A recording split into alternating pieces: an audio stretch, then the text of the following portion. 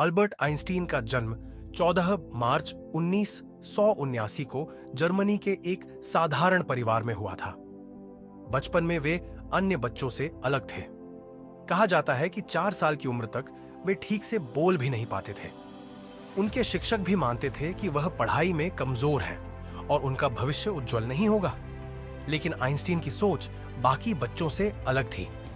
वे चीजों को गहराई से समझना चाहते थे, सवाल पूछते थे और साधारण चीजों में भी विज्ञान खोजने की कोशिश करते थे। जब वे स्कूल गए तो उनकी सोच और सवाल पूछने की आदत के कारण शिक्षक उन्हें पसंद नहीं करते थे। एक बार तो उन्हें स्कूल से निकाल भी दिया गया। इतना ही नहीं, जब वे कॉलेज में प्रवेश के लिए परीक्षा देने गए तो वे गणित और विज्ञान को छोड़कर बाकी विषयों में फेल हो गए। लेकिन उन्होंने हार नहीं मानी। उन्होंने अपने मजबूत विषयों पर ध्यान दिया और खुद को बेहतर बनाने के लिए मेहनत की। आइंस्टीन ने कई सालों तक मेहनत की और 1905 में उन्होंने सापेक्षता का सिद्धांत, थियरी ऑफ रिलेटिविटी दिया, जिससे विज्ञान की दुनिया में क्रांति आ गई।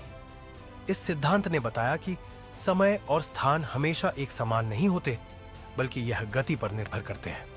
उनका प्रसिद्ध समीकरण E बराबर mc² ने यह सिद्ध कर दिया कि द्रव्यमान, मास और ऊर्जा, एनर्जी, एक दूसरे में बदले जा सकते हैं। आइंस्टीन को उनके विचारों के कारण कई बार आलोचना झेलनी पड़ी, लेकिन उन्होंने कभी हार नहीं मानी।